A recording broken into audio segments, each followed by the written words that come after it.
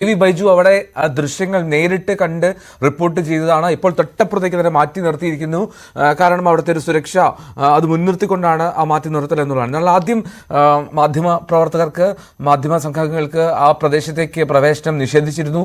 പിന്നീട് ഇപ്പോൾ ദൃശ്യങ്ങളിൽ കാണുന്ന MLA അദ്ദേഹം ഇടപെട്ടാണ് അവിടെ നേരിട്ടെത്തി ദൃശ്യങ്ങൾ പകർത്താനുള്ള അനുമതി ലഭിക്കുന്ന സാഹചര്യം ഉണ്ടായത്.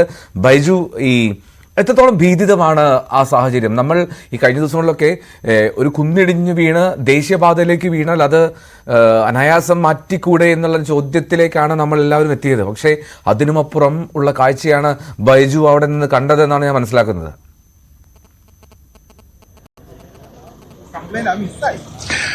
തീർച്ചയായും എന്തോ ആകാശ ദൃശ്യങ്ങളിൽ കാണുന്നതിനും അപ്പുറം ഭീകരമായ ഒരു അവസ്ഥയാണ് അവിടെ താഴെ ഇറങ്ങിയാൽ ഉണ്ടാകുന്നത്. കാരണം റോഡിൽ കാലിന്റെ അരഭാഗത്തോളം ചെളിയാണ്.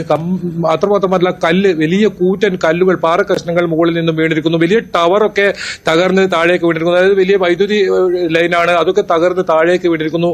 മാത്രമല്ല കിലോമീറ്ററോളം ദൂരത്തിലാണ് ഈ കുന്നിടിച്ചിലുണ്ടായത്. ഒരിടത്ത് കുന്നിടിച്ചിലുണ്ടായി ആ റോഡിലേക്ക് പതിക്കുന്നതാണെങ്കിൽ ഒരു പക്ഷേ അത് പെട്ടെന്ന് നീക്കം ചെയ്യാൻ പറ്റും. പക്ഷെ ഇത് എവിടെയാണ് ഇതിനെ തുടങ്ങുന്നത്, എവിടെയാണ് ഇത് അവസാനിക്കേണ്ടത് എന്ന രീതിയിൽ അത്രത്തോളം ഭീകരമായ രീതിയിലാണ് കുന്നിടിച്ചിലുണ്ടായത്. ആ പുഴയുടെ ഒരു അവസ്ഥ തന്നെ കാണണം. പുഴയുടെ ഒരു പകുതി പൂർണ്ണമായി നികത്തിയ ഒരു അവസ്ഥയിലാണ്. മണ്ണ് അതിലേക്ക് പതിച്ച് അത്തരത്തിൽ പുഴ നികത്തിയ ഒരു അവസ്ഥയാണ്. ഏതായാലും ഈ അപകടം നടക്കുന്ന സമയത്ത് വലിയ തോതിൽ ആൾ സഞ്ചാരമോ അല്ലെങ്കിൽ വാഹനമോ അവിടെ ഇല്ലാത്തതാണ് ഈ ദുരന്തത്തിന്റെ ഏതായാലും ഇത് കുറച്ചത്. കാരണം ഇപ്പോൾ തന്നെ 8-10 മരണമുണ്ട് എന്നാണ് പറയുന്നത്. ഔദ്യോഗികമായി 7 മരണം മാത്രമാണ് സ്ഥിരീകരിച്ചിരിക്കുന്നത്. പക്ഷേ ഈ ദേശീയപാതയിൽ നിരവധി വാഹനങ്ങൾ, ലോറി ഉൾപ്പെടെ നിരവധി വാഹനങ്ങൾ പോകുന്നതാണ്.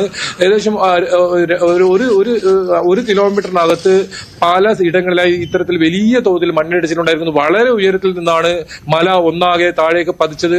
ഈ ലോറി പോലും കാണാത്ത രീതിയിൽ, അത്തരത്തിൽ ആ സ്ഥലമേ ആർക്കും മനസ്സിലാവാത്ത രീതിയിൽ ആണ് ഉള്ളതെന്നാണ് അടുത്ത പ്രദേശവാസികൾ തന്നെ പറയുന്നത്. എന്തായാലും ആ മണ്ണൊക്കെ നീക്കം ചെയ്ത് ഈ റോഡ് ഗതാഗതം യോഗ്യമാണെങ്കിൽ ആഴ്ചകൾ എടുക്കേണ്ടി വരും. എന്തായാലും ഈ രക്ഷാപ്രവർത്തനത്തിന്റെ കാര്യം പറഞ്ഞാൽ ഇന്ന് ഉണ്ടായ രീതിയിലുള്ള രക്ഷാപ്രവർത്തനം കഴിഞ്ഞ ദിവസങ്ങളിൽ ഉണ്ടായാലും ഒരു പക്ഷേ നേരത്തെ തന്നെ നമുക്ക് അർജുന്റെ ലോറിയും ഉൾപ്പെടെ എവിടെ ഉണ്ടെന്ന് നേരത്തെ കണ്ടെത്തി പുറത്ത് എടുക്കാൻ കഴിയുമായിരുന്നു എന്നാണ് അവിടെ നിന്ന് പലരും, അത് നാട്ടുകാർ ഉൾപ്പെടെ അർജുന്റെ ബന്ധുക്കൾ ഉൾപ്പെടെ പറഞ്ഞത്. കാരണം ഇന്നലെയൊക്കെ മന്ദഗതിയിലായിരുന്നു. 3 JCB ഉപയോഗിച്ച് ഈ കാണുന്ന ഇത്രയും വലിയ മണ്ണും ചെളിയും നീക്കം ചെയ്യാൻ എങ്ങനെ സാധിക്കും എന്ന ചോദ്യമാണ് ഉയർന്നിരുന്നത്. ഏതായാലും ഇന്ന് ആ സംവിധാനങ്ങളെല്ലാം കൃത്യമായി പ്രവർത്തിച്ചു എന്ന് വേണം പറയാൻ. ഒരു ദുരന്തമുണ്ടായാൽ ഏത് രീതിയിലാണ് ഇടപെടേണ്ടതെന്നതിന്റെ ഏറ്റവും തെളിവാണ് ഇന്നുണ്ടായത്.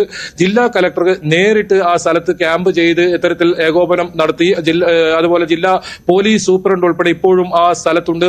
എല്ലാ വിഭാഗത്തിന്റെയും ഉന്നത ഉദ്യോഗസ്ഥർ സ്ഥലത്തെത്തി അത്തരത്തിൽ നേതൃത്വം നൽകി അവർ ആ രീതിയിലുള്ള രക്ഷാപ്രവർത്തനമാണ് ഇന്ന് നടത്തിയത്. ഈ രക്ഷാപ്രവർത്തന രീതി ആയിരുന്നില്ല ഇന്നലെ രാത്രി 9 മണിക്ക് തിരച്ചിൽ നിർത്തുന്ന ഒരു സാഹചര്യമാണ് ഉണ്ടായത്. ഏതായാലും ഇന്ന് വൈകുന്നേരത്തിനുള്ളിൽ തന്നെ അർജുൻ ഉണ്ടായിരുന്ന വാഹനം കണ്ടെത്താൻ കഴിയുമെന്ന വലിയ പ്രതീക്ഷയുണ്ട്. അങ്ങനെയെങ്കിൽ അർജുൻ ആ മണ്ണിൽ കുടുങ്ങിക്കിടക്കുന്ന വാഹനത്തിനകത്ത് തന്നെ ഉണ്ടാവും എന്നൊരു പ്രതീക്ഷയാണ് ബന്ധുക്കൾ ഉൾപ്പെടെ പങ്കുവച്ചത്. ഏതായാലും അതിനായുള്ള കാത്തിരിപ്പാണ് ഉള്ളത്. ഏതായാലും ഇന്ന് ഇതേ സമാനമായ രീതിയിൽ തന്നെ തിരച്ചിൽ മുന്നോട്ട് കൊണ്ടുപോയാൽ കാര്യങ്ങൾ എളുപ്പമാവും. അർജുന് മാത്രമല്ല, ഇതിൽ വേറെ നാട്ടുകാർ ആശങ്കപ്പെടുന്ന 2-3 പേര് ഇതിന്റെ മണ്ണിനടിയിൽ അകപ്പെട്ടിട്ടുണ്ടെന്ന് പറയും. അവരെയും കണ്ടെത്തേണ്ടതുണ്ട്.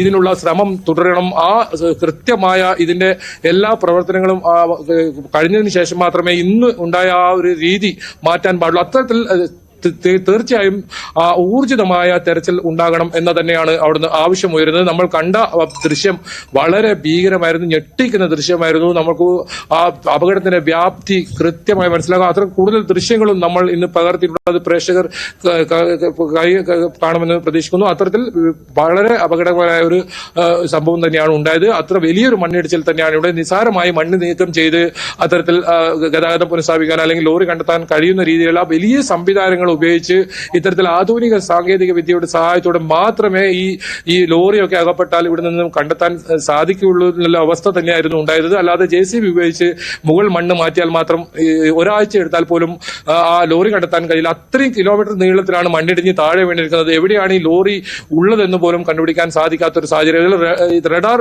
സിഗ്നൽ കൃത്യമായി ലഭിച്ചിരിക്കുന്നു. ഇനി അർജുന്റെ ലോറി തന്നെയാണോ ഇതെല്ലാം മറ്റു വാഹനമാണോ എന്ന കാര്യത്തിലാണ് ഇനി സ്ഥിരീകരണം വരുന്നത്. അതിന് ഇപ്പോൾ ആ പ്രവർത്തനം ഊർജിതമാക്കിയിട്ടുണ്ട്. 4 JCB ഒരേ സമയം പ്രവർത്തിപ്പിച്ചുകൊണ്ട് ആ മണ്ണ് മാറ്റുകയാണ് ഇപ്പോൾ അവിടെ ചെയ്യുന്നത്. റൈറ്റ്. ഇപ്പോൾ ബൈജു സൂചിപ്പിച്ച കാര്യം വളരെ പ്രധാനമാണ്. ആ റഡാറിൽ അതിലൊരു വാഹനം ആ മണ്ണിനടിയിൽ അത് പ്രകടമായി എന്നുള്ളത് സത്യം തന്നെ. പക്ഷെ അപ്പോഴും അത് അർജുന്റെ വാഹനമാണോ എന്നുള്ളത് കൂടി നമ്മൾക്ക് കാത്തിരുന്ന് അറിയേണ്ടതുണ്ട്. അത് ലോറിയാണോ എന്നുള്ളതൊക്കെ അറിയേണ്ട സാഹചര്യമുണ്ട്. എന്നാലും അവിടെ ലൊക്കേഷൻ കണ്ടെത്തി എന്നുള്ള പ്രതീക്ഷാ നിർഭരമായിട്ടുള്ള വാർത്തയാണ് ബൈജു ആദ്യം റിപ്പോർട്ട് ചെയ്തത്. ബൈജു ആണ് ആ വാർത്ത ജനങ്ങളിലേക്ക് എത്തിക്കുകയും ചെയ്തത്. ഞാൻ KV ബൈജുവിലേക്ക് മടങ്ങിയെത്താം.